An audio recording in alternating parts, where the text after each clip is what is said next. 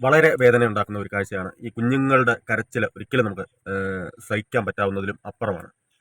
രാജേഷ് എന്ന് പറയുന്ന ഒരു ചെറുപ്പക്കാരൻ നമ്മുടെ ഒഴുക്കിൽപ്പെട്ട ഒരാളെ രക്ഷിക്കാൻ വേണ്ടിയിട്ട് വെള്ളത്തിലേക്ക് ഇറങ്ങിയിട്ട് തൻ്റെ സുരക്ഷയ്ക്ക് വേണ്ടിയുള്ള ജാക്കറ്റ് അഴിച്ച് അദ്ദേഹത്തിന് നൽകി. അദ്ദേഹം കയറിൽ പിടിച്ചുകൊണ്ട് കരയിലേക്ക് കയറുന്നു. ഇദ്ദേഹം കയറിൽ നിന്ന് പിടിവിട്ട് വെള്ളത്തിലേക്ക് പോകുന്നു. അങ്ങനെ അദ്ദേഹം മരിക്കുകയുണ്ടായി. വളരെ നമുക്ക് ഒരിക്കലും നമുക്ക് കേൾക്കാൻ പറ്റാത്ത കുറച്ച് വാക്കുകൾ അല്ലെങ്കിൽ കാണാൻ പറ്റാത്ത കുറച്ച് കാഴ്ചകൾ ആയിപ്പോയത്. അദ്ദേഹത്തിന് ആ ധീരന്, ഇത്രയും ധീരത കാണിച്ച അദ്ദേഹത്തിന് എൻ്റെ ഒരു ബിഗ് സല്യൂട്ട്. പിന്നെ ആ കുടുംബത്തിൻ്റെ ദുഃഖത്തിൽ ഞാൻ പങ്കുചേരുന്നു. നമ്മളെ കൊണ്ട് അതേ പറ്റത്തുള്ളൂ. നമുക്ക് ഇതൊക്കെ കണ്ടിട്ട് നമ്മൾ എന്താണ് പറയേണ്ടതെന്ന് പോലും നമുക്കറിയത്തില്ല. പിന്നെ കേരള സർക്കാരിൻ്റെ ഔദ്യോഗിക ബഹുമതികളോട് കൂടിയിട്ട് അദ്ദേഹത്തിൻ്റെ ശവസംസ്കാരം നടത്തും എന്നറിഞ്ഞതിൽ വളരെ സന്തോഷം.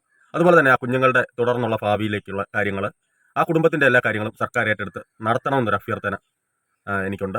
പക്ഷേ അതിനിടയിൽ മറ്റൊരു കാര്യം ഞാൻ പറയാം. ഇതൊക്കെ നടക്കുമ്പോഴും രാഷ്ട്രീയ മുതലെടുപ്പിന് വേണ്ടിയിട്ട് കുറേ ആളുകൾ നടക്കുന്നു. അതൊക്കെ ഓർക്കുമ്പോൾ നമുക്ക് ലജ്ജ തോന്നുകയാണ്. നമുക്ക് ഇവരെയൊക്കെ ഓർത്തിട്ട് ലജ്ജ തോന്നുകയാണ്. അതുപോലെ കഴിഞ്ഞ ദിവസങ്ങളിൽ 2 ദിവസമായി ഒരു വല്യമ്മ എന്തൊക്കെയോ പറഞ്ഞു. അതൊക്കെ കഴിഞ്ഞ കഥയാണ്. റിപ്പോർട്ടർ ടിവിയിലെ റിപ്പോർട്ടർ ഇന്നും ആ അമ്മയുടെ പുറകെ നടക്കുന്നു, എന്തൊക്കെയോ പറയിക്കാൻ വേണ്ടിയിട്ട്. വളരെ കഷ്ടമാണ്. ഇതുപോലുള്ള എന്തൊക്കെ കാര്യങ്ങൾ നിങ്ങൾക്ക് റിപ്പോർട്ട് ചെയ്യാനുണ്ട്, അതൊക്കെ കളഞ്ഞിട്ട് പോവാണ് ആ വല്യമ്മയുടെ പുറകെ. വളരെ കഷ്ടമാണ്. ലജ്ജാകരമെന്നല്ല, അതൊന്നും പറയാനില്ല.